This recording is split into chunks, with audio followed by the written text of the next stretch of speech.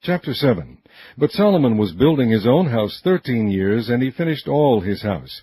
He built also the house of the forest of Lebanon. The length thereof was 100 cubits, and the breadth thereof 50 cubits, and the height thereof 30 cubits, upon 4 rows of cedar pillars, with cedar beams upon the pillars. And it was covered with cedar above upon the beams, that lay on 45 pillars, 15 in a row.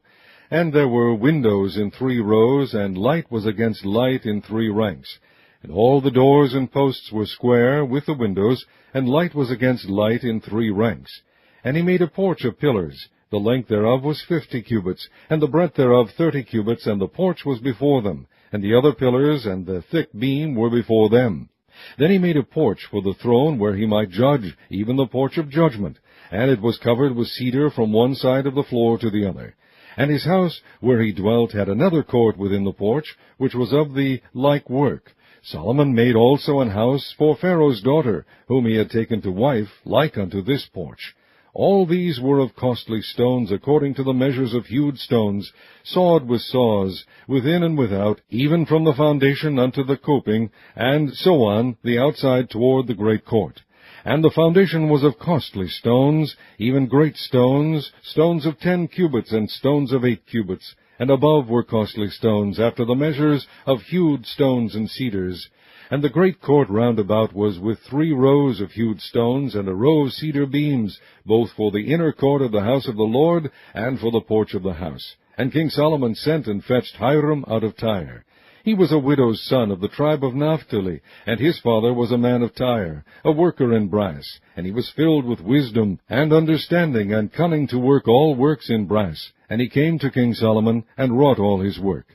For he cast 2 pillars of brass, of 18 cubits high apiece, and a line of 12 cubits did compass either of them about. And he made 2 chapiters of molten brass, to set upon the tops of the pillars.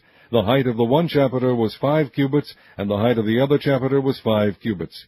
And nets of checker work, and wreaths of chain work for the chapiters, which were upon the top of the pillars, 7 for the one chapiter, and 7 for the other chapiter. And he made the pillars in 2 rows round about upon the one network, to cover the chapiters that were upon the top, with pomegranates, and so did he for the other chapiter. And the chapiters that were upon the top of the pillars were of lily work in the porch, 4 cubits. And the chapiters upon the 2 pillars had pomegranates also above, over against the belly which was by the network. And the pomegranates were 200 in rows round about upon the other chapiter. And he set up the pillars in the porch of the temple, and he set up the right pillar, and called the name thereof Jachin, and he set up the left pillar, and called the name thereof Boaz. And upon the top of the pillars was lily work, so was the work of the pillars finished. And he made a molten sea, 10 cubits from the one brim to the other. It was round all about, and his height was 5 cubits, and a line of 30 cubits did compass it round about. And under the brim of it round about there were knops compassing it, 10 in a cubit, compassing the sea round about. The knops were cast in 2 rows when it was cast. It stood upon 12 oxen, 3 looking toward the north, and 3 looking toward the west, and 3 looking toward the south, and 3 looking toward the east. And the sea was set above upon them, and all their hinder parts were inward. And it was an hand breadth thick, and the brim thereof was wrought like the brim of a cup, with flowers of lilies. It contained 2,000 baths. And he made 10 bases of brass, 4 cubits was the length of one base, and 4 cubits the breadth thereof, and 3 cubits the height of it. And the work of the bases was on this manner. They had borders, and the borders were between the ledges. And on the borders that were between the ledges were lions, oxen, and cherubims. And upon the ledges that was a base above, and beneath the lions and oxen, were certain additions made of thin work. And every base had 4 brazen wheels, and plates of brass, and the 4 corners thereof had undersetters. Under the laver were undersetters molten, and the side of every addition. And the mouth of it within the chapiter and above was a cubit, but the mouth thereof was round after the work of the base, a cubit and a half. And also upon the mouth of it were gravings with their borders, 4 square, not round. And under the borders were 4 wheels, and the axle trees of the wheels were joined to the base. And the height of a wheel was a cubit and a half cubit. And the work of the wheels was like the work of a chariot wheel. Their axle trees, and their naves, and their felloes, and their spokes were all molten. And there were 4 undersetters to the 4 corners of one base. and the undersetters were of the very base itself. And in the top of the base was there a round compass of 1/2 cubit high, and on the top of the base the ledges thereof and the borders thereof were of the same. For on the plates of the ledges thereof, and on the borders thereof, he graved cherubims, lions, and palm trees, according to the proportion of every one, and additions round about. After this manner he made the 10 bases. All of them had one casting, one measure, and one size. Then made he 10 lavers of brass. One laver contained 40 baths, and every laver was 4 cubits, and upon every one of the 10 bases 1 laver. And he put 5 bases on the right side of the house, and 5 on the left side of the house, and he set the sea on the right side of the house eastward over against the south.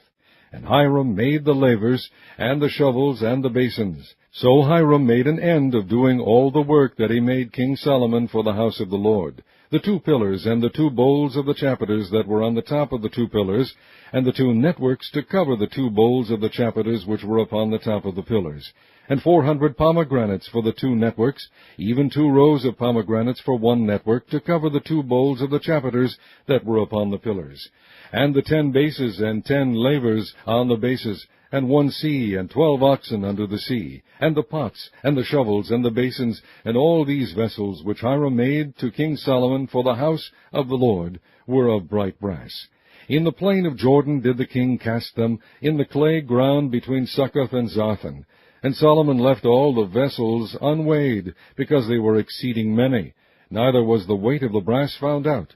And Solomon made all the vessels that pertained unto the house of the Lord, the altar of gold, and the table of gold, whereupon the shewbread was, and the candlesticks of pure gold, 5 on the right side, and 5 on the left, before the oracle, with the flowers, and the lamps, and the tongs of gold, and the bowls, and the snuffers, and the basins, and the spoons, and the censers of pure gold, and the hinges of gold, both for the doors of the inner house, the most holy place, and for the doors of the house, to wit, of the temple. So was ended all the work that King Solomon made for the house of the Lord. And Solomon brought in the things which David his father had dedicated, even the silver, and the gold, and the vessels did he put among the treasures of the house of the Lord.